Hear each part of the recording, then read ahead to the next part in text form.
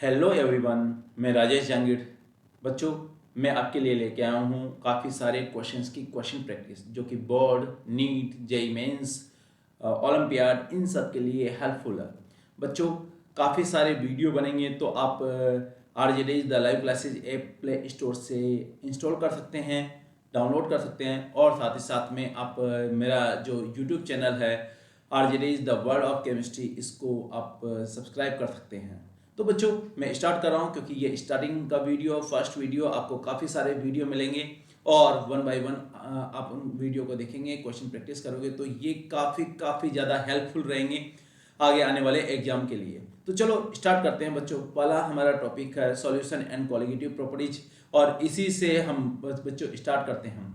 ठीक है, तो पहला क्वेश्चन क्या है, यहाँ पर आपको पहला जो क्वेश्चन दिया हुआ है बच्चों वो दिया हुआ है कंसंट्रेशन टर्म से रिलेटेड दिया हुआ है और आप इसी क्वेश्चन को सोल्व करेंगे। सबसे पहले चलिए देखते हैं क्या दिया हुआ। The molarity of 98% H2SO4। Okay, कितना परसेंट है? 98% है। क्या है? H2SO4 है। उसकी ऑलरेडी डेंसिटी दिया हुआ D इज इक्वल टू 1.8 ग्राम पर ml बाई वेट इज। आपको यहाँ पर दिया हुआ W/W परसेंटेज। क्या दिया हुआ बच्चों? W/W परसेंटेज दिया हुआ है। यस, ठीक है, आप यहाँ पर देख सकते हैं इसमें कितना दिया हुआ, 98%। ओके, कंपाउंड कौन सा है, सॉल्यूट कौन सा है यार? सॉल्यूट है H2SO4। तो मैं यहाँ पर लिखूंगा GMM, gram molar mass of H2SO4। Yes, gram molar mass of H2SO4 आप देखेंगे तो कितना होगा बच्चों? यहाँ पर होगा, हाइड्रोजन का जो मास होता है वो 1 होता है। यस, मास नंबर 1 होता है, सबको पता है। सल्फर का कितना होता है? 32 होता है। यहाँ पर ऑक्सीजन का कितना होता है? 16 होता है। तो यहाँ सल्फर का जो है 32 है, इसके सल्फर के नंबर 1 है, हाइड्रोजन 2 है और इसका मोलर मास होता है 1 होता है। तो 1 मल्टीप्लाई बाई क्या करोगे आप? 2 करोगे प्लस 32 यहाँ पर हो जाएगा प्लस 16 मल्टीप्लाई बाय क्या हो जाएगा बच्चों? 498 आ जाएगा। क्या आएगा? 98। ओके, 98 इसका GMM आ गया। W/W परसेंटेज दिया हुआ ऑलरेडी। डेंसिटी ऑफ सॉल्यूशन क्या दिया हुआ बच्चों? डेंसिटी ऑफ सॉल्यूशन दिया हुआ 1.8 ग्राम पर ml। ओके, ये दिया हुआ। क्या आपको अच्छे से पता है कि मोलरिटी एंड मास परसेंटेज में रिलेशनशिप क्या है? बच्चों, काफ़ी सारे बच्चों को हो सकता पता है, लेकिन यहाँ पर एक सिंपल वे है जिससे एक लाइन में ही आंसर आ सकता है। मोलरिटी एंड W/W परसेंटेज के बीच में रिलेशन होता है W/W परसेंटेज मल्टीप्लाई बाय क्या होगा बच्चों? 10 multiply by density of solution. यही होगा ना, डेंसिटी ऑफ सॉल्यूशन और W/W परसेंटेज ये मल्टीप्लाई होंगे। मल्टीप्लाई बाय 10 भी होगा। यहाँ पर हम मोलरिटी के फॉर्मूला से इसको डिराइव कर सकते हैं, divide by GMM of solute. किसका होगा बच्चों? GMM of solute. Solute is what? H2SO4। ये है आपका। चलिए स्टार्ट करते हैं। W/W परसेंटेज कितना दिया हुआ यार? W/W परसेंटेज ऑलरेडी दिया हुआ 98%। वैल्यू पुट करो। किसकी जगह हम पुट कर रहे हैं? W/W परसेंटेज की जगह। तो W/W परसेंटेज है 98%। ओके, यहाँ पर रख दिया, मल्टीप्लाई बाई यहाँ पर 10 तो आएगा सही। क्यों? क्योंकि मॉडिफाई करके मैंने आपको बताया है। और डेंसिटी ऑफ सॉल्यूशन क्या है? यहाँ पर जो डेंसिटी है सॉल्यूशन की है 1.8। ना 1.8 यहाँ पर रख दूंगा मैं, डिवाइड बाई कितना हो जाएगा बच्चों? 98 हो जाएगा। जब इसको सोल्व करते हैं तो क्या होगा? 98 से 98 डिवाइड हो जाएगा, आंसर आ जाएगा 10 मल्टीप्लाई बाई 1.8। वैल्यू क्या होगी यार? आप देख सकते हैं इसकी जो वैल्यू है वो है 18। क्योंकि मोलरिटी है, इसका सिंबल क्या है?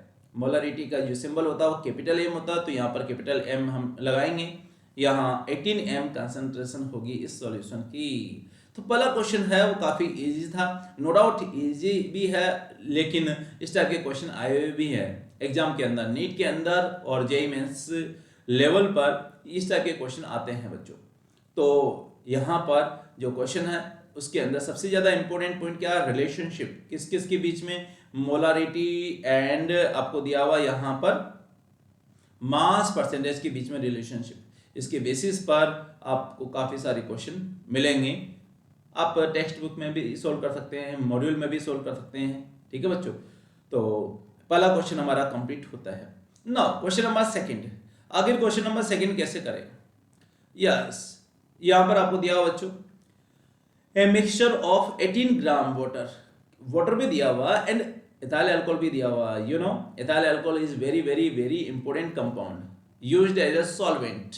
ये काफी सारी मेडिसिन है, इसको डिजोल्व करने में काम आता है, ठीक है। और आपको पता है कि वैसे भी इंटरेस्टिंग कंपाउंड है, इसके ऊपर काफी सारे सॉन्ग्स बन चुके हैं, ठीक है। एक बार जो है ये बॉडी के अंदर चला जाए तो अपना हार्मफुल इफेक्ट शो करता है, ठीक है। आप लोगों को अच्छे से पता है इसके बारे में। तो चलो स्टार्ट करते हैं इस वाले क्वेश्चन के बारे में। क्वेश्चन क्या कहता है यार, यहां पर दिया हुआ मास ऑफ H2O दिया हुआ, कितना दिया हुआ मास ऑफ H2O 18 ग्राम दिया हुआ, कितना दिया हुआ बच्चों 18 ग्राम।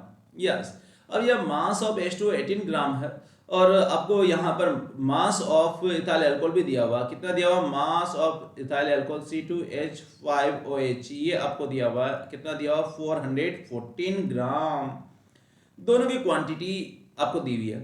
आपको क्वांटिटी देख करके ही पता चल रहा होगा कि बच्चों यहाँ पर जो है ये 18 ग्राम कम है और 414 ग्राम ज्यादा है। इसका मतलब वाटर क्या है, सॉल्यूट है एंड यहाँ पर सॉल्वेंट है इथाइल अल्कोहल। चलो यहाँ पर पूछा मोल fraction of water in a mixture is, mole fraction पूछा हुआ, साथ में एक स्टेटमेंट भी दिया हुआ assume ideal behaviour of the mixture, mixture का आइडियल बिहेवियर आपको मानना है तो उसके अकॉर्डिंग हमें करना। चलो स्टार्ट करते हैं यार। यहाँ पे मोल्स ऑफ इथाइल अल्कोहल की बात करते हैं, मोल्स ऑफ इथाइल या मोल्स ऑफ H2O देखते हैं सबसे पहले, कितना है मोल्स ऑफ H2। बच्चों मोल्स कैलकुलेट करने का सबसे अच्छा तरीका है मास डिवाइड बाय जीएमएम। सबको पता है, यहाँ पर केमिस्ट्री के फर्स्ट लेक्चर में यही चीज पढ़ाई जाती है, मोल क्या होता है। तो मास डिवाइड बाय जीएमएम, यहाँ पर मैं फॉर्मूला लिख देता हूँ, मास W डिवाइड बाय जीएमएम होता है।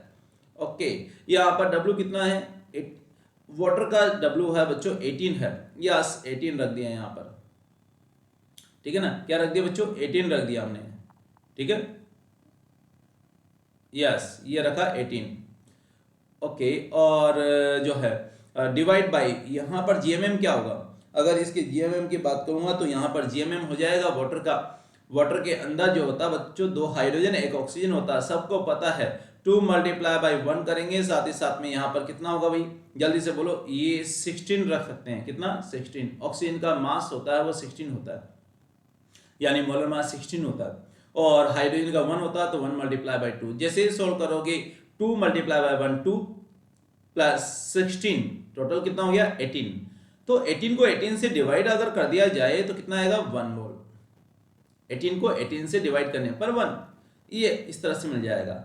मोल्स ऑफ इथाइल अल्कोहल, आपको पता है दारू अच्छे से काम करती है कब, जब बॉडी के अंदर चली जाती है, बिल्कुल सही बात है। नेगेटिव इफेक्ट शो करती है, सेंट्रल नर्वस सिस्टम को अफेक्ट करती है, साथ में लीवर पर भी अफेक्ट करती है। No doubt it is a very good appetite, अच्छा एपेटाइट है, लेकिन ये एडिक्टिव भी होता है, तो इसका हार्मफुल इफेक्ट होता है। तो मोल्स ऑफ इथाइल अल्कोहल क्या होगा, mass divide by GMM, mass divide by GMM, वापस से यही फॉर्मूला अप्लाई करेंगे, मास डिवाइड बाय जीएमएम। अब जीएमएम किसका लेना, इथाइल अल्कोहल का लेना, क्योंकि इथाइल अल्कोहल की बात कर रहे हैं। तो क्या होगा बच्चों, मास कितना है, यहाँ पर जो मास है वो है आपका 414 ग्राम डिवाइड बाय जो है जीएमएम कितना होगा, ये देखिए इथाइल अल्कोहल कार्बन कितने इसमें 2 है, कितने 2, तो 2 multiply by 12 plus hydrogen 5 plus 1, देखिए ये 1 है ये 5 है, तो 5 प्लस 1 यानी 6 मल्टीप्लाई बाय 1 प्लस ऑक्सीजन कितना हो गया 16, एक अकेला ही है। जब आप इसको सोल्व करेंगे तो क्या वैल्यू आएगी, देखो यहाँ पर 2 मल्टीप्लाई बाय 12, ये आपका हो गया बच्चों 24 प्लस 6 मल्टीप्लाई बाय 1 6, तो 24 प्लस 6 30 हो गया, 30 प्लस 16 46 हो गया। चलिए स्टार्ट करते हैं, अगेन मोल मिल जाएंगे हमें, मोल्स ऑफ इथाइल अल्कोहल या C2H5OH। ओके, यहाँ पर 414 डिवाइड बाय 46, जब आप इसको सोल्व करेंगे तो क्या आएगा 9। निकालना क्या है यार, mole fraction. Yes, what is fraction, fraction होता है किसी भी वन कंपोनेंट की given quantity divide by total quantity, ये फ्रैक्शन होता है, यानी टोटल में से उसका कितना पार्ट है उसे हम कहेंगे फ्रैक्शन। ना मोल फ्रैक्शन यानी एक कंपोनेंट के मोल डिवाइड बाय टोटल मोल, यानी टोटल में से उसके मोल कितने हैं उसका पार्ट फ्रैक्शन की टर्म में हम रखना चाहते हैं। मास फ्रैक्शन के बारे में अगर बोला जाए तो क्या होगा, mass of one component divide by total mole या total mass. Okay, volume fraction के बारे में कहा जाए तो क्या होगा, volume of one component divide by total volume. समझ में आ रही बात? तो एक कंपोनेंट का मास वॉल्यूम या मोल रखना divide by total mass volume या मोल हम रख देंगे, तो इससे मोल फ्रैक्शन आ जाएगा represented as X. Mole fraction को एक्स से रिप्रेजेंट करेंगे। यहां पर क्या होगा बच्चों, इसके जो मोल्स है वो है या मोल फ्रैक्शन है किसके चाहिए, H2O के चाहिए, क्योंकि सॉल्यूट यही है, क्योंकि इसकी कम क्वांटिटी है। Okay, x H2O is equal to क्या हो जाएगा, रखो moles of H2O divide by n total कर सकता हूँ। टोटल में कितने कंपोनेंट है आप देखोगे, टोटल में दो कंपोनेंट है। दो कौन कौन से कंपोनेंट है, एक तो वाटर है और एक इथाइल अल्कोहल है। तो इसके जो मोल्स है वो वाटर के मोल तो 1 है, तो 1 ऊपर आ जाएगा, डिवाइड बाय टोटल 1 प्लस ये 9, 1 प्लस 9 आ जाएगा। टोटल कितना आ जाएगा 1/10 यानी 0.1 आपका होगा। क्या होगा बच्चों, 0.1 हो जाएगा। यस, 0.1 आपका आंसर आ जाएगा, 0.1। ओके, ये इस तरह से आप जो है मोल फ्रैक्शन निकाल सकते हैं। यस, आंसर क्या होगा बच्चों, 1 होगा। This is very important examples. Now next की मैं बात करता हूं आगे। मोल फ्रैक्शन वाला भी हमने देखा है। नाउ थर्ड क्वेश्चन क्या है,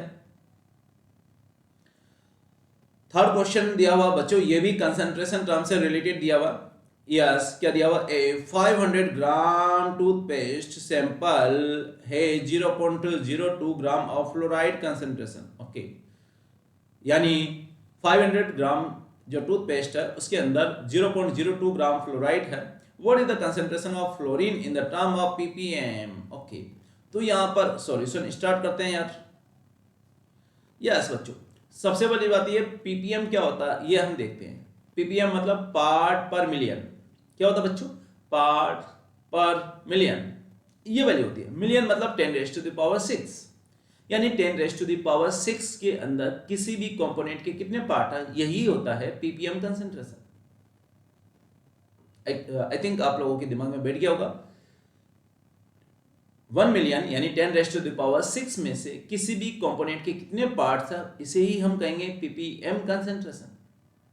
ओके, तो यहां पर देखो यार क्या दिया हुआ, सबसे पहले तो F नेगेटिव की कंसंट्रेशन दी हुई है, फ्लोराइड की कंसंट्रेशन दी हुई है। चलो स्टार्ट करते हैं। यहाँ पे स्मॉल w किसका होगा, फ्लोराइड आयन का होगा, ये है 0.02 ग्राम।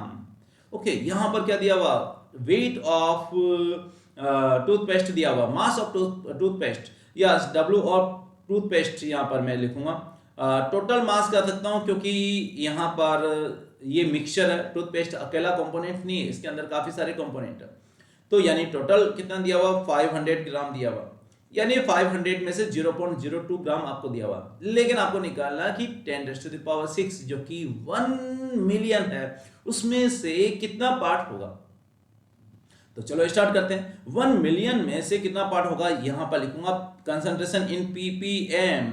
ये आपका हो गया ppm में कंसंट्रेशन। कैसे निकालेंगे, यहां पर देखिए आप पार्ट्स ऑफ सॉल्यूट, यहां पे पार्ट्स का मतलब क्या है यार, देखो परसेंटेज भी दिया हुआ हो सकता है, मास भी दिया हुआ हो सकता है, ठीक है ना, परसेंटेज या मास दिया हुआ हो सकता है, कभी कभी वॉल्यूम भी दिया हुआ हो सकता है, क्योंकि वॉल्यूम की टर्म में भी हम मेजर करते हैं इसको। ऐसा भी हो सकता है कभी कभी मोल भी दिया हुआ हो सकता है। तो ये सारी की सारी चीजें हैं। Parts of solute divide by, यहां पर लिखूंगा parts of solution. Okay, multiply by 10⁻⁶। कितना हो जाएगा यार, देखिए जल्दी देखेंगे तो कितना होगा, पार्ट्स ऑफ सॉल्यूट कितना, यहां पर देखो पार्ट्स ऑफ सॉल्यूट है वो 0.02 ग्राम दिया हुआ, 0.02। क्यों, क्योंकि फ्लोराइड की क्वांटिटी इतनी है, सही बात है ना। यस, 0.02 डिवाइड बाय क्या होगा, 500 मल्टीप्लाई बाय 10⁻⁶, ये वैल्यू होगी। क्या इसको सोल्व कर सकते हैं, यस आराम से सोल्व कर सकते हैं यार। देखिए क्या होगा सोल्व करने पर, यहाँ पर इसको जब सोल्व करेंगे तो ये वैल्यू आएगी 40 आ जाएगी। कितनी आ जाएगी, 40, ठीक है ना। तो यहाँ पर जो ppm में कंसंट्रेशन है, concentration in ppm will be what, concentration in ppm, in ppm, okay, in ppm में क्या होगा, देखो 40 आपका आंसर होगा। तो बच्चों अभी मैंने आप लोगों को मोलरिटी से रिलेटेड, मोल फ्रैक्शन से रिलेटेड एंड थर्ड क्वेश्चन है वो पार्ट पर मिलियन से रिलेटेड क्वेश्चन सोल्व किए। आगे क्वेश्चन का की वैरायटी चेंज होती जाएगी। यहां पर देखिए बच्चों, नेक्स्ट क्वेश्चन है क्वेश्चन नंबर 4 है, क्योंकि मैंने पूरे टॉपिक जो है कवर किया है, कोशिश ये है कि हम लोग इस तरह का मटेरियल आपको प्रोवाइड करें कि सारे के सारे कॉन्सेप्ट क्लियर हो जाए, और ये जो कॉन्सेप्ट है क्लियर होने के बाद में आपको बोर्ड के अंदर या जेईई मेंस में, नीट के अंदर, ओलंपियाड की जो फर्स्ट स्टेज उसमें काफ़ी हेल्प करेंगे बच्चों। यहाँ पर देखिए क्वेश्चन नंबर 4 की बात करते हैं। यहाँ पर X molal, yes X molal, अब मोलल क्या होता है बच्चों, number of moles of solute present in 1 kg solvent, ये मोलल होता है। Of a compound in benzene has mole fraction of solute equal to 0.2, the value of X is, okay, X की वैल्यू आपको फाइंड आउट करनी है।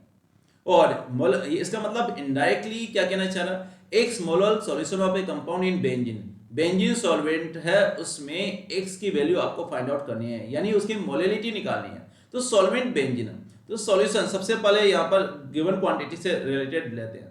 देखो x solute क्या हो गया बच्चों, यहाँ पर अगर देखें तो एक्स सॉल्यूट आपका हो गया 0.2 हो गया, ओके। और सॉल्वेंट क्या है यहाँ पर, देखो सॉल्वेंट अगर देखेंगे सॉल्वेंट तो क्या होगा, सॉल्वेंट ये आपका होगा बच्चों बेंजीन होगा, क्या होगा बेंजीन। और जब ये बेंजीन होगा तो आप देख सकते हैं कि बेंजीन है उसका मास कितना होता है, ये है बेंजीन, यहाँ पर जो सॉल्वेंट है बेंजीन, और इसका जीएमएम अगर निकालेंगे तो कितना हो जाएगा, यहाँ पर देखो बच्चों जीएमएम, जीएमएम की जो वैल्यू होगी, बेंजीन का फॉर्मूला होता है वैसे अगर देखे जाए तो C6H6 होता है, तो 12 मल्टीप्लाई बाय 6, कार्बन का मास नंबर होता है 12, तो 12 मल्टीप्लाई बाय 6 और 1 मल्टीप्लाई बाय 6, तो 12 multiply by 6 plus 1 multiply by 6 आपका ये होगा 78, क्या हो जाएगा बच्चों 78, ओके। मोल फ्रैक्शन ऑलरेडी दिया हुआ, तो मोल फ्रैक्शन ऑफ बेंजीन भी निकाल सकते हैं। कैसे निकाल सकते हैं बच्चों, ये आपको पता है कि मोल फ्रैक्शन का जो सम होता है सभी कंपोनेंट के मोल फ्रैक्शन का सम 1 होता है किसी भी सॉल्यूशन में। खोपड़ी के अंदर बिठा लीजिए अच्छे से, सभी कंपोनेंट है उसके मोल फ्रैक्शन का सम 1 होता है किसी भी सॉल्यूशन में। तो X benzene is equal to क्या हो जाएगा, यहां पर आप देखेंगे टोटल सम है वो 1 है, 1 माइनस 0.2 इज इक्वल टू आपका हो जाएगा 0.8, कितना हो जाएगा बच्चों 0.8, ये वैल्यू होगी, ओके। तो रख दीजिए यहाँ पे फॉर्मूला में मोलैलिटी इज इक्वल टू, ये भी एक मॉडिफाइड फॉर्मूला आप लोगों को पता होगा, नहीं पता हो तो इसे याद रख लीजिए। Molality is equal to mole fraction of a अगर सॉल्यूट है क्या होगा, ए सॉल्यूट है तो यहाँ पर बी सॉल्वेंट कंसिडर करना पड़ेगा, या मैं आपको यहाँ पर डायरेक्टली ये भी बता देता हूँ कि यहाँ पर ए की जगह सॉल्यूट लिख देता हूँ ताकि आपको अच्छे से समझ में आ जाएगा। सॉल्यूट डिवाइड बाय क्या होगा, x solvent, solvent multiply by 1000 divide by, multiply by 1000 divide by GMM of solvent. Always remember solvent का आएगा, अभी हमने ऊपर लिखा था वो जीएमएम सॉल्यूट का लिखा था, लेकिन इस वाले फॉर्मूला में जब कभी भी आता है तो सॉल्वेंट का ही आता है। Molar mass, what is solvent, what is solvent, अगर यहाँ पे सॉल्यूट के बारे में कुछ नहीं दिया हुआ और उसके मोल फ्रैक्शन कम है तो डेफिनेटली वो सॉल्वेंट कभी नहीं हो सकता। यहाँ पर बेंजीन की मोल फ्रैक्शन ज्यादा है तो उसे ही सॉल्वेंट कंसिडर करेंगे। एक्स सॉल्यूट कितना होगा, एक्स सॉल्यूट देखिए बच्चों, एक्स सॉल्यूट क्या था, ये था 0.2, क्या था 0.2 डिवाइड बाय, यहां पर एक्स सॉल्वेंट की बात करेंगे तो क्या होगा 0.8 होगा, मल्टीप्लाई बाय 1000 और सॉल्वेंट था यहाँ पे बेंजीन 78। जब कभी भी आप इसको सोल्व करोगे तो क्या वैल्यू आएगी, देखो बच्चों 4 यहाँ से इसको कैंसिल करेंगे तो 250, यानी 1000 को 4 से डिवाइड करेंगे तो क्या होगा 250 आएगा, और 250 डिवाइड बाय 78 तो आपका आंसर हो जाएगा 3.2 small m। Small m is the symbol of molality. You got it? Yes, इतने ये वैल्यू मिलेगी। हमारा आंसर क्या हो गया, सेकंड हो गया बच्चों, यानी क्वेश्चन नंबर 4 का आंसर क्या होगा, सेकंड होगा। आई थिंक आप लोगों को अच्छे से ये चीजें समझ में आ रही होगी। ठीक है बच्चों, नाउ आगे हम लेते हैं कौन सा, नेक्स्ट क्वेश्चन, क्वेश्चन नंबर 5 लेते हैं। ओके, यहां पर देखो बहुत ही अच्छा क्वेश्चन है, ये भी मोल फ्रैक्शन से रिलेटेड है। ओके, और यहां पर मास फ्रैक्शन के बारे में पूछा। मोल fraction of ethanol in ethanol water mixture is 0.25। Okay, यहां पर मोल फ्रैक्शन की बात करते हैं। सॉल्यूशन पहले लेते हैं। Mole fraction of C2H5OH is equal to कितना होगा बच्चों, 0.25। ये वैल्यू है यार। ओके, तो इसका मतलब मोल फ्रैक्शन ऑफ H2O कितना होगा, क्यों, क्योंकि जो सॉल्यूशन है वो एक्वस सॉल्यूशन है। इथेनॉल वाटर मिक्सचर आपको दिया हुआ, क्या दिया हुआ, इथेनॉल वाटर मिक्सचर। तो डेफिनेटली यहाँ पर टू कंपोनेंट मतलब बाइनरी सॉल्यूशन है, और बाइनरी सॉल्यूशन है इसका मतलब आप यहाँ पर समझ सकते हैं कि एक कंपोनेंट का मोल फ्रैक्शन है तो दूसरे का निकाल सकते हैं। 1 - 0.25 इज इक्वल टू 0.75, ये वैल्यू होगी। आप लोगों को अच्छे से पता है सम यानी ratio of mole fraction is equal to ratio of mole, यानी molar ratio is equal to mole fraction के रेशियो के बराबर है। ये हमें पता है। तो मोल फ्रैक्शन का रेशियो क्या होगा बच्चों, XC2H5OH डिवाइड बाय अगर XH2O करते हैं, क्या करते हैं, XH2O। What is X, mole fraction का सिंबल है, H2O यहां पर सेकंड कंपोनेंट है। कितना होगा बच्चों, 0.25 डिवाइड बाय 0.75। ओके, और यही वैल्यू क्या होगी, यहां पर मोल फ्रैक्शन का रेशियो होगा, यानी सॉरी मोल का रेशियो होगा। मोल फ्रैक्शन का रेशियो मोल के रेशियो के इक्वल होता है। ठीक है, तो यहां पर कितना जाएगा, 1/3, यानी मैं यहां पर लिखूंगा moles of C2H5OH is equal to कितना होगा, 1। तो मोल्स ऑफ, हाँ ऐसा मानेंगे क्योंकि दोनों का रेशियो है, तो let moles of C2H5OH 1, then moles of H2O कितना हो जाएगा बच्चों, 3 हो जाएगा। ऐसा मानना पड़ेगा क्योंकि दोनों का रेशियो, अगर मान लीजिए कि इथाइल अल्कोहल के मोल x है तो H2O के मोल क्या होंगे, 3x हो जाएंगे। कितने हो जाएंगे बच्चों, 3x हो जाएंगे, क्योंकि 3 टाइम्स हो जाएगा। यस, आई थिंक आपको समझ में आ गया होगा। अगर मान लीजिए कि इथाइल अल्कोहल के मोल 2 है तो वाटर के जो मोल है वो कितना हो जाएगा, यहाँ पर लिखेंगे हम 6 लिखेंगे। ठीक है, क्योंकि दोनों का रेशियो 1:3 है। तो हमने माना है कि इथाइल अल्कोहल के मोल यहाँ पर 1 है तो वाटर के मोल 3 होंगे। मास निकालो, मास ऑफ इथाइल अल्कोहल। बच्चों मोल दिया हुआ, उससे मास निकालना बहुत आसान है। मोल मल्टीप्लाई बाय मोलर मास। मोल कितना है, यहाँ पर 1 multiply by molar mass. Ethyl alcohol का मोलर मास होगा 46, यहाँ पर 46 ग्राम आ जाएगा। यहाँ पर नेक्स्ट है, हम लेते हैं बच्चों यहाँ पर यहाँ वैल्यू है, इथाइल अल्कोहल का मास निकल चुका, वाटर का मास निकालना। तो वाटर का मास कितना होगा, आप देखिए यहाँ पर mass of water is equal to क्या होगा, moles of water multiply by GMM।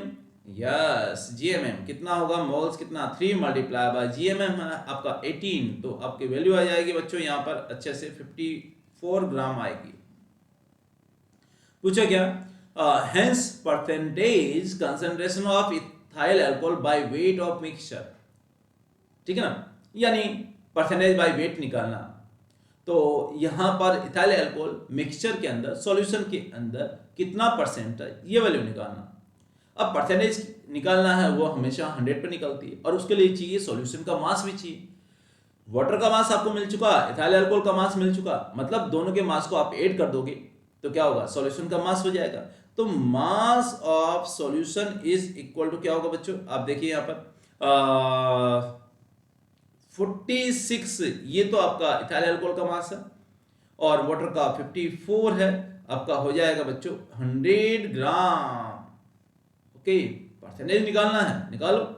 यहाँ पर मैं निकालूंगा W by W percentage with respect to what, with respect to ethyl alcohol, उसके रेस्पेक्ट पे हमें निकालना, तो या उसी की वैल्यू निकालना। तो यहाँ पर मास ऑफ इथाइल अल्कोहल होगा 46 डिवाइड बाई, यहाँ पर टोटल मास होगा 100 मल्टीप्लाई बाई 100, जो वैल्यू आएगी 100 से 100 कैंसिल हो जाएगी, 46% आ जाएगा। ओके, तो आंसर क्या होगा बच्चों आपका 46 आपका आंसर हो जाएगा। तो इस तरह से क्वेश्चन नंबर 3 हमने कंप्लीट किया है। चलिए बच्चों आगे बढ़ते हैं हम। क्वेश्चन नंबर 40 या 5 है, वो है मोल फ्रैक्शन से रिलेटेड, और उसका रिलेशन मास परसेंटेज में करना था, यानी मास परसेंटेज में वैल्यू निकालनी थी। क्वेश्चन नंबर 6 की बात करते हैं। The density of solution containing 13% by mass of H2SO4 is 1.08 ग्राम पर ml. Calculate the molarity of the solution. ये क्वेश्चन नंबर 1 के सिमिलर आ गया, लेकिन कोई दिक्कत नहीं है, इसमें वापस से प्रैक्टिस हो जाएगी। हम वैल्यू पुट करते हैं, क्या होगा यहाँ पर W बाई W परसेंटेज आपको ऑलरेडी दिया हुआ, कितना दिया हुआ 13 दिया हुआ, यानी 13% बाई मास दिया हुआ। ओके, तो यहाँ पर देखो डेंसिटी भी मेंशन किया हुआ 1.09 ग्राम पर ml, ये सॉल्यूशन की डेंसिटी है। GMM of solute, what GMM of solute, नहीं यार सॉल्वेंट, हाँ सॉल्यूट ही आएगा ये। GMM of solute is what, यहाँ पर जो GMM है वो क्या है, H2SO4 का लेना होगा हमें, और H2SO4 का जो GMM होगा वो कितना होगा 2 मल्टीप्लाई बाई, क्योंकि फॉर्मूला है क्या है, किसका है H2SO4 का निकालना है, तो हाइड्रोजन का 1 होता है, लेकिन टोटल हाइड्रोजन यहाँ पे 2 है, तो 2 मल्टीप्लाई बाई 1 प्लस सल्फर कितना होगा, सल्फर का देखेंगे तो 1 मल्टीप्लाई बाई 32 प्लस ऑक्सीजन का 16 मल्टीप्लाई बाई 4, आप देखिए कितना हो जाएगा बच्चों 98 आ जाएगी वैल्यू, कितनी आ जाएगी 98। तो W by W percentage already दिया हुआ, और उसी के हेल्प से हम यहाँ पर निकालेंगे मोलारिटी। तो W by W percentage multiply by 10 multiply by density divide by GMM, और यही आपकी होगी बच्चों कैपिटल M, ठीक है ना, क्या होगा कैपिटल M होगा। मोलारिटी निकालने का फॉर्मूला यही है। ओके, तो निकाल सकते हैं, ये फॉर्मूला वापस से रिपीट कर रहे हैं आज की क्लास में। तो क्या हो जाएगा, देखिए यहाँ पर वैल्यू पुट करते हैं, W बाई W परसेंटेज कितना होगा, M is equal to W by W percentage है बच्चों वो 13 है, मल्टीप्लाई बाई 10 मल्टीप्लाई बाई क्या होगा यहाँ पर 1.089, डेंसिटी कितनी है 1.09, डेंसिटी की वैल्यू रख दिया, ठीक है 1.09 divide by yes 1.09 divide by molar mass कितना होगा बच्चों, H2SO4 का मोलर मास है 98 रख दिया। वापस से मैं रिपीट करूंगा, W बाई W परसेंटेज आपको दिया हुआ, कितना दिया हुआ यहाँ पर 13%, डेंसिटी दी हुई है 1.09 जो कि मैंने यहाँ पे रख दिया, डिवाइड बाई GMM 98। जब इसको सोल्व करेंगे तो क्या वैल्यू आएगी, अप्रोक्सीमेट वैल्यू जो आएगी वो 1.445 m आ जाएगी। आप इसको जैसे डिवाइड करेंगे आपका आंसर ये आ जाएगा बच्चों। तो अगेन क्वेश्चन नंबर 1 एंड 6 है वो सेम कॉन्सेप्ट पर बेस्ड है, लेकिन अच्छे क्वेश्चन है तो हम इसको सॉल्व कर सकते हैं। नो क्वेश्चन नंबर 7 लेते हैं बच्चों, क्या लेते हैं क्वेश्चन नंबर 7। आखिर क्वेश्चन नंबर 7 क्या है, पहले तो इसको रीड करते हैं। A liquid is kept in a closed vessel. Okay, किसमें रखी गई है, क्लोज्ड वेसल में रखी गई है। ओके बच्चों, तो यहां पर देखिए यस क्लोज्ड वेसल में रखी गई है, तो यहां पर हम लेंगे ये क्लोज्ड वेसल है।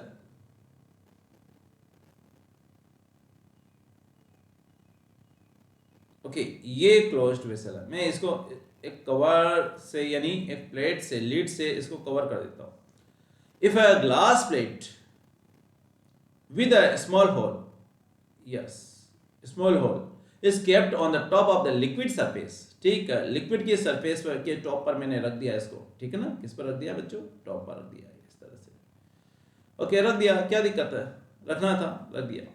ओके, फिर क्या है यहां पर पूछा है, then the vapour pressure of the liquid in the vessel is, vapour pressure, vapour pressure क्या होगा बच्चों, आपको अच्छे से पता है कि वेपर प्रेशर होता है वो यहां पर इस लिक्विड की सरफेस पर इसकी वेपर कितना प्रेशर अप्लाई करते हैं वही वेपर प्रेशर होता है। तो यहां पर मैं इसको कहूंगा पी नॉट, क्या कहूंगा, यहां पर पी नॉट कर सकता हूं। लेकिन यहां पर जो ये होल है ये एक गड़बड़ कर रहा, क्या क्रिएट कर रहा है गड़बड़, कि देखो यहां पर जो वेपर प्रेशर होगा ना, पहली बात तो टेम्परेचर के ऊपर डिपेंड करता है, क्या, टेम्परेचर के ऊपर डिपेंड करता है। तो टेम्परेचर के ऊपर डिपेंड करेगा तो जितनी वेपर बनेगी उतनी बनेगी, क्योंकि टेम्परेचर तो फिक्स है। लेकिन होल होने की वजह से जो वेपर बन रही है वो क्या होगा, बाहर की तरफ निकल रही है, क्या हो रहा है, बाहर की तरफ निकल रही है। और इसकी वजह से यहां पर एक लिमिटेड क्वांटिटी में ही प्रेशर रहेगा, ठीक है, नो डाउट बाहर के कंपैरिजन में अंदर का जो प्रेशर है वो थोड़ा ज्यादा होगा, लेकिन एक्स्ट्रा जो प्रेशर वो धीरे धीरे निकालता जाएगा यहां पर। तो ऑब्वियस है कि यहां पर जो है इस प्लेट को हटाने के बाद में और इसके पहले जो प्रेशर होगा वो सेम ही रहेगा। क्यों, क्योंकि यहां पर जो जितनी वेपर एक्स्ट्रा बनी थी वो बाहर निकल गई है। तो यहां पर क्या लिखेंगे, the vapour pressure of the liquid in the vessel is what, क्या होगा, more than that would be if the glass plate were removed. नहीं, ज्यादा नहीं होगा यार, ना ही कम होगा, सेम होगा, same as what would be if the glass plate were removed. Glass plate को अगर रिमूव करेंगे तो वही प्रेशर रहेगा जो कि पहले वाला था। क्यों, क्योंकि एक्स्ट्रा वेपर बाहर निकल गई, थोड़ा सा प्रेशर बाहर वाले प्रेशर से ज्यादा रहेगा, लेकिन ये हमेशा मेंटेन रहेगा, ठीक है। इसलिए हमारा आंसर क्या होगा बच्चों, 2 होगा। बहुत ही अच्छा क्वेश्चन है, वेपर प्रेशर पर बेस्ड है, क्वेश्चन नंबर 7 और कॉन्सेप्चुअल क्वेश्चन है, थ्योरी बेस्ड क्वेश्चन है। नाउ क्वेश्चन नंबर 8 क्या होगा भाई, question number 8, the vapour pressure of water depends upon, किसी भी लिक्विड का जो वेपर प्रेशर है वो सरफेस एरिया के ऊपर बिल्कुल नहीं डिपेंड करता, क्योंकि प्रेशर होता है वो क्या होता है, force divide by area. Unit surface area पर जितना फोर्स अप्लाई होगा किसी भी लिक्विड की वेपर्स द्वारा, वही क्या होता है, वेपर प्रेशर होता है। तो यूनिट सरफेस एरिया यानी सरफेस की एरिया के ऊपर डिपेंड नहीं करेगा। वॉल्यूम ऑफ कंटेनर, चाहे आप जो कंटेनर का वॉल्यूम ज्यादा ले लो या कम ले लो, ये लिक्विड की नेचर के ऊपर डिपेंड करता है और साथ ही साथ में टेम्परेचर के ऊपर डिपेंड करता है। तो ये भी आपका नहीं होगा। आंसर क्या होगा बच्चों, टेम्परेचर होगा। क्या होगा, टेम्परेचर। क्यों, क्योंकि टेम्परेचर इंक्रीज होने पर वेपर प्रेशर बढ़ जाता है। ओके, तो यानी किस तरह से हम इसको बढ़ा सकते हैं, आप देखिए यहां पर हम लेंगे क्लासियस क्लैपेरॉन इक्वेशन। क्या होगा, log P2 by P1 is equal to delta H divide by 2.303 R1 upon T1 minus 1 upon T2। Okay, ये वैल्यू हो गया और ये आपका वेपराइजेशन हो गया लिक्विड का। यानी टेम्परेचर के साथ में जो यहाँ पर टेम्परेचर के साथ में वेपर प्रेशर का जो रिलेशन होता है वो क्लासियस क्लैपेरॉन इक्वेशन से दिया जाता है, जो कि मैंने आपको ड्रॉ करके बताया बच्चों। ये वाली इक्वेशन है वो थोड़ी थोड़ी मॉडिफाई होती रहती है, या मैं ऐसा कर सकता हूं कि जो मेनली डिराइव हुई है वो आरएनएस इक्वेशन से डिराइव हुई है, केमिकल काइनेटिक्स में हम पढ़ेंगे, और थोड़ा थोड़ा उसके मॉडिफिकेशन से कई तरह की इक्वेशन बनती है बच्चों इक्विलिब्रियम स्टेट पर। तो चलो क्वेश्चन नंबर 8 हमारा कंप्लीट हुआ। 9th, at higher altitudes water boils at temperature less than 100 degree Celsius. Yes, ऐसा क्यों होता भैया, हायर एल्टीट्यूड पर जो वाटर है वो 100 डिग्री सेल्सियस से कम पर बॉइल क्यों होता है? तो उसका रीजन क्या है कि हायर एल्टीट्यूड है उस पर क्या होगा, प्रेशर, एटमॉस्फेरिक प्रेशर कम हो जाता है। और आप लोगों ने पढ़ा है कि ऐसा टेम्परेचर जिस पर कि किसी लिक्विड का वेपर प्रेशर एटमॉस्फेरिक प्रेशर के बराबर हो जाता है, इक्वल हो जाता है, उसे ही हम बॉइलिंग पॉइंट कहते हैं। तो बाहर का प्रेशर कम, तो क्या होगा, अंदर से जो प्रेशर डेवलप होगा लिक्विड का वो भी कम होगा। क्यों, क्योंकि कम प्रेशर चाहिए लिक्विड को बॉयल होने पर, और वैसा लो टेम्परेचर पर ही आपको मिल जाएगा। इसलिए क्या होगा, यहाँ पर हायर एल्टीट्यूड्स है उस पर वाटर का जो बॉइलिंग पॉइंट है वो 100 से कम हो जाता है। जैसे जैसे प्रेशर कम करेंगे वैसे वैसे क्या होगा, बॉइलिंग पॉइंट कम होता जाएगा, और जैसे जैसे प्रेशर बढ़ा दिया तो बॉइलिंग पॉइंट भी बढ़ जाता है। जैसे कि प्रेशर कुकर में ऐसा होता है। प्रेशर कुकर में खाना जल्दी इसलिए पक जाता है क्योंकि प्रेशर बढ़ने की वजह से क्या होगा बच्चों, प्रेशर बढ़ने की वजह से क्या होगा, सॉल्यूशन का बॉइलिंग पॉइंट बढ़ जाता है, और बॉइलिंग पॉइंट बढ़ जाता है मतलब ज़्यादा टेम्परेचर पर बॉयल होगा। कितने पर, 100 की जगह 110 115 पर बॉयल होगा, और इसी वजह से क्या होगा, जो पल्स या वेजिटेबल्स है जिनको रिक्वायर्ड जो टेम्परेचर जो चाहिए वो आराम से मिल जाता है। इसलिए प्रेशर कुकर में खाना जल्दी बन जाता है। बोर्ड में आया हुआ क्वेश्चन है, ये एग्जाम में ये जो क्वेश्चन है नीट में भी आया हुआ है, बहुत अच्छा क्वेश्चन है, तो आप इसको देख सकते हैं। एटमॉस्फेरिक प्रेशर इज लो है, ऐसा इसलिए ऐसा होने की वजह से ही वो लो टेम्परेचर पर बॉयल होता है। यस, यहां पर हम देख सकते हैं बच्चों। नेक्स्ट है question number 10। Qualitative properties of the solution depends on qualitative properties. Okay, qualitative properties होती क्या है बच्चों, सॉल्यूशन की ऐसे प्रॉपर्टीज जो सॉल्यूट के पार्टिकल्स पर डिपेंड करते हैं, या सॉल्यूट के पार्टिकल्स है उनके नंबर पर डिपेंड करती है, उसे हम कहेंगे क्वालिटेटिव प्रॉपर्टीज। ठीक है ना। अब यहाँ पर देखो, आपको समझना पड़ेगा नेचर ऑफ सॉल्यूशन, नहीं उससे कोई मतलब नहीं है, खट्टा है, मीठा है, गाढ़ा है, उसके ऊपर डिपेंड नहीं करता। हाँ, लेकिन सॉल्यूट की क्वांटिटी कितने हैं, उसके पार्टिकल कितने हैं, उसके ऊपर डिपेंड करता है, और सॉल्यूट की नेचर के ऊपर भी डिपेंड करता है। कैसे, आपने लिया कि NaCl 1 मोल लिया, NaCl क्या लिया, 1 मोल लिया, ओके, लेकिन आपने देखा कि 1 मोल NaCl लिया मेजरमेंट के अकॉर्डिंग, कैलकुलेटेड वैल्यू, लेकिन जब वाटर में जाएंगे तो Na प्लस और Cl माइनस में क्या हो जाएंगे, टूट जाएंगे, यानी Na अलग हो जाएगा, Cl अलग हो जाएगा, और ऐसी सिचुएशन में क्या होगा बच्चों, एक पार्टिकल 2 आयन देगा, यानी नंबर ऑफ पार्टिकल चेंज हो जाएंगे, इसलिए क्वालिटेटिव प्रॉपर्टी चेंज हो जाती है। जो हमें ऑब्जर्व होने चाहिए उसके अलावा या उससे डिफरेंट टाइप की ऑब्जर्व होती है। ठीक है बच्चों, तो नेचर ऑफ सॉल्यूट के ऊपर डिपेंड करेगा बिल्कुल। क्यों, क्योंकि कभी कभी सॉल्यूशन के अंदर वो एसोसिएट भी हो सकता है और डिसोसिएट भी हो सकता है। एक्वा सॉल्यूशन में मोस्टली जो कंपाउंड होते हैं आयनिक कंपाउंड डिसोसिएशन शो करते हैं, एसिड्स डिसोसिएशन शो करते हैं, बेस डिसोसिएशन शो करते हैं, लेकिन कुछ कंपाउंड ऐसे होते हैं जो कि एसोसिएशन भी शो करते हैं। जैसे कि मैं कहूंगा बेंजीन टोलुइन, इसके अंदर phenol, carboxylic acid, benzoic acid जैसे, या एसिटिक एसिड, फॉर्मिक एसिड, ये डाइमराइज हो जाते हैं, डाइमर बनाते हैं, मतलब 2 यूनिट आपस में मिलकर के चिपकने लगती है। इसलिए मैं कहूंगा नेचर ऑफ सॉल्यूट के ऊपर ये डिपेंड करेगा। यस, पेयर बनाने लगते हैं, मैं अगर ऐसा कहूं तो ये अच्छा रहेगा। Concentration of solute particle, yes quantity के ऊपर तो डिपेंड करता ही है, तो यानी दोनों करेक्ट है। ये इसका मतलब हमारा जो आंसर होगा वो 4th होगा, बोथ 2 and 3, क्योंकि ऑप्शन में ये दिया हुआ है, तो हमारा जो आंसर होगा वो 2 and 3 बोथ होगा। नेचर ऑफ सॉल्यूट के ऊपर भी डिपेंड करेगा और उसके कंसंट्रेशन के ऊपर भी डिपेंड करेगा। चलिए बच्चे, क्वेश्चन नंबर 11 ले लेते हैं यार अब। Yes, for the given electrolyte AXBY the degree of dissociation alpha can be given as, okay, solution की बात करते हैं। अल्फा कैसे दे सकते हैं यार, देखो बच्चों, ये आपका हो गया AXBY है, वो आयनाइज अगर होता है तो किस टाइप से आयनाइज होगा, यहाँ पर XAY पॉजिटिव प्लस आपका होगा YBX नेगेटिव, ठीक है ना, इसके फॉर्म में ये आयनाइज होगा।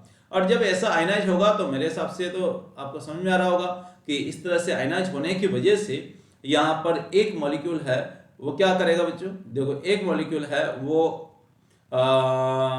X plus Y ions produce करेगा। ठीक है ना, इसका मतलब मैं ऐसा कह सकता हूँ कि यहाँ पर जो N की वैल्यू होगी वो क्या होगी, X प्लस Y होगी। ओके, तो आयोटा की वैल्यू आपको पता 1 प्लस N माइनस 1 अल्फा होता है, अल्फा तो रख दो, 1 प्लस यहाँ पर होगा X प्लस Y माइनस 1 आपका होगा अल्फा। ठीक है ना, ये वैल्यू हो जाएगी 1 प्लस क्या होगा X plus Y minus 1 alpha, ये फॉर्मूला हो जाएगा। ओके, इसको क्या मॉडिफाई कर सकते हैं, यस मॉडिफाई कर लो यार। देखो अगर मान लीजिए कि मैं यहाँ पर एक तो ऐसा कर सकता हूँ कि ये जो 1 है 1 I किस तरफ चले जाए, यानी लेफ्ट साइड में चला जाए, तो क्या हो जाएगा iota minus one is equal to क्या होगा यहाँ पर x plus Y minus one alpha. Okay, ऐसा भी लिख सकता हूँ iota minus one divide by X plus Y minus one आपका हो जाएगा यहाँ पर अल्फा। तो इस ये जो वैल्यू है वो फर्स्ट इक्वेशन में दिया हुआ, यानी आपका फर्स्ट करेक्ट होगा। लेकिन अभी और भी ऑप्शन है, उनको चेक करना जरूरी है। अगर इसको माइनस से या इनमें से माइनस कॉमन ले लिया जाए तो क्या होगा, यहाँ पे माइनस वन माइनस आयोटा और यहाँ पर भी minus one minus X minus Y. तो यहाँ पर वन में से वन जो है ये कैंसिल हो गया, वैल्यू आ जाएगी आपकी क्या होगा, अल्फा इज इक्वल टू होगा बच्चों यहाँ पर one minus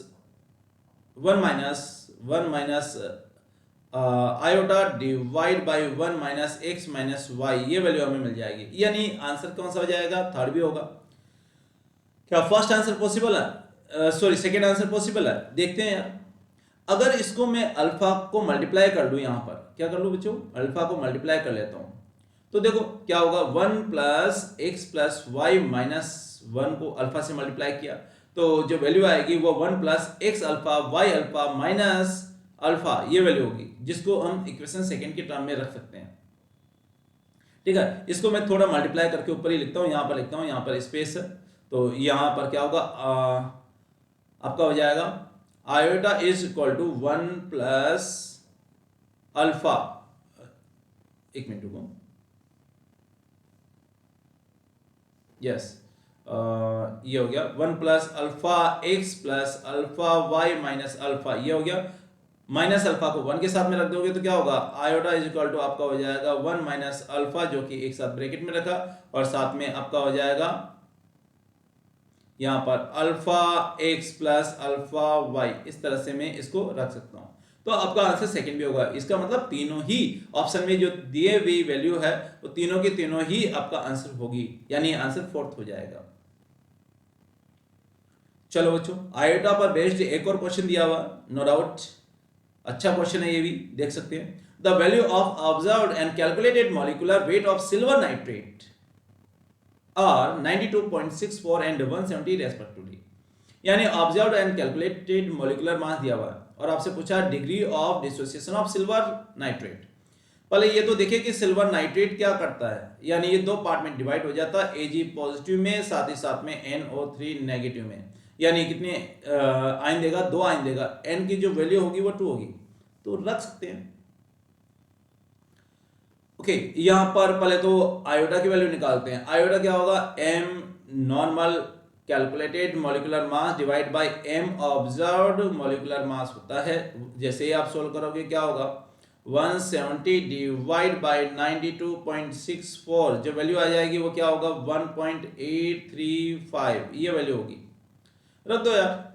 iota is equal to we know that 1 plus क्या होगा बच्चों, 1 plus n minus one alpha, ये फॉर्मूला होता है। जैसे ही वैल्यू पुट करोगे क्या होगी, वैल्यू क्या मिलता है, iota is equal to 1 plus 2 minus 1, क्योंकि दो आयन दे रहा, कौन कौन से आयन दे रहा, सिल्वर आयन भी दे रहा, नाइट्रेट भी दे रहा, तो 1 प्लस 2 माइनस 1 और ये आपका हो गया अल्फा।